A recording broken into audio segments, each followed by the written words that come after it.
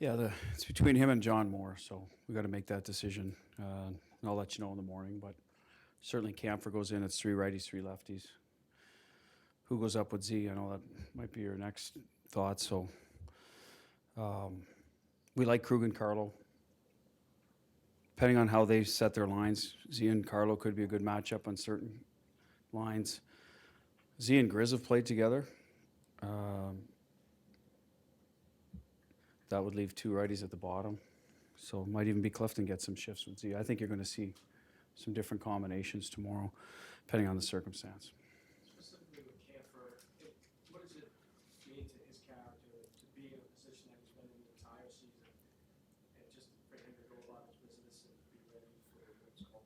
Well, he's matured. He was in this position, ironically, in 11. He was the extra guy. I had him as a black ace, so you have to stay ready.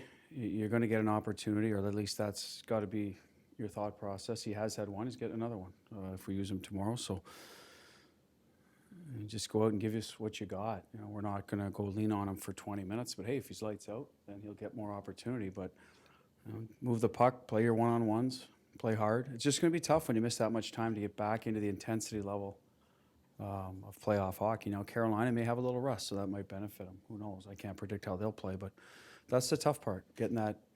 You don't get it in practice. This is probably our longest practice in, 3 weeks? And, you know, and it was a little bit situation-oriented today, so you just missed the battles, the extended shifts that you got to suck it up and play through, stuff like that you can't get through practice.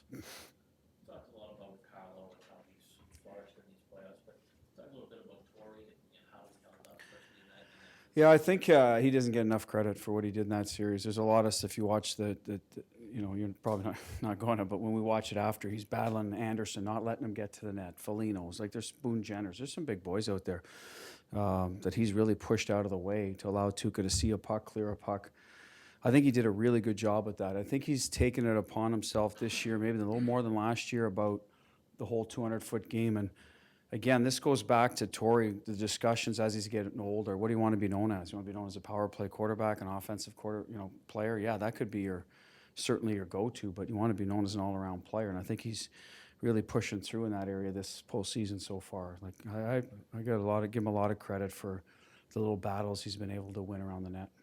Bruce, with Clifton, when you see him against top players like maybe I mean, does it seem to make any difference to him, like he's out? Well, I don't think so, which is the beauty of it a little bit. He's still new to the league, that he doesn't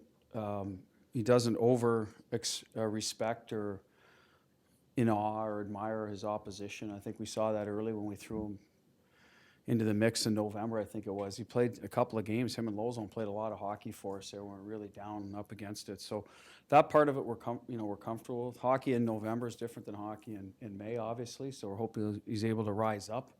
But if he can just do what he does best, he's competitive. If he moves his feet, he generally makes a good play and sees the ice well. If he gets static, he's in a lot of trouble, especially against this team. So the onus will be on him to get the motor running early. We've seen him, challenge guys with physicality, so I don't think that's going to be a problem for him in that respect. He's got lots of courage. It's just, can he execute at a high pace right from the puck drop, and then can he extend into maybe the 16 to 18 to 20 minute range when he's been at more 10 to 12, and that'll be the question marks for him. How much of a stress point is slowing down a guy like Aho, who's had some pretty good success against you guys? Well, he's a key. Like, you look at their lineup, he's a guy that's done some damage. I think in this playoff, it's a team. They've done it as a squad, not one particular guy. But he is the guy in the O-zone. If you give him time and space, he's a lot like Goudreau. He can draw people out of those areas and get you impatient, and all of a sudden the puck's in the good ice. And he gets there as well. He's got courage. He's not going to hang around the front of the net all night, but he gets there when he needs to. So he's a guy that will look to neutralize. One of the best ways to do that is you take, like Panarin, if you can take away time and space and frustrate him a little bit and get him playing in his own end, well, that's the key. Easier said than done, but I thought we did a pretty good job with 9 in Columbus, so that'll be the same.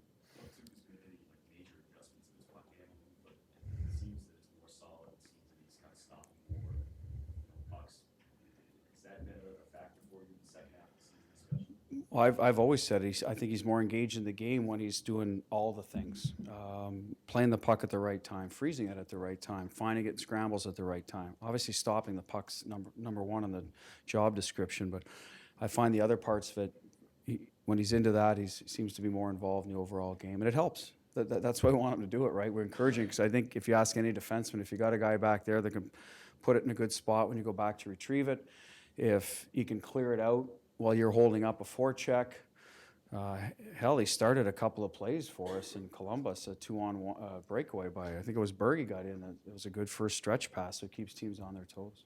Coach, is there a discernible difference between Mrazek and McAvoy style?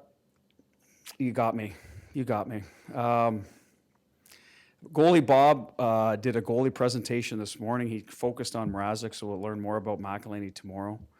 I would say Mrazek is more athletic, more the Bobrovsky style, good post-to-post in terms of a lateral shot probably has to get up. You're not going to be able to score on the ice very often. Pasta squeezed one in there in Game 5, but most of the time you saw him made saves on Charlie, made saves on Johansson. Similar style there. I think McElhinney's more conventional, like a Tuca. Technically relies on his technique maybe more than athleticism. After that, I got to tell you, I leave that to him to talk to the shooters on that. Just in regards to Charlie's absence, this team has missed so many players throughout the year. What did you guys learn about kind of battling through that sort of adversity of a guy goes down? Well, we've had almost pretty much everybody at one point or another. I think Kretsch stayed very healthy, and Marsh for the most part. Although we lost key guys: Berge, we lost Pasternak, we lost Charlie, we lost C. Kevin Miller's still out. So we've been able to step up with the guys with the depth. Donnie's done a real good job there. Obviously, finding guys that we didn't know if Cliffy, and here he is in the Stanley Cup playoffs, playing good minutes for us. So there's a little bit of that. Kuhlman came up late in the year. So for our group, I think we're good that way. We've got good leadership. We don't ask too much of those players other than, hey, you're the next guy in. Do what you do best, do your job, and hopefully we put him in a good position to do that, not ask him to get out of his comfort zone. And now it's May, so guys do have to get out of their comfort zone a little bit.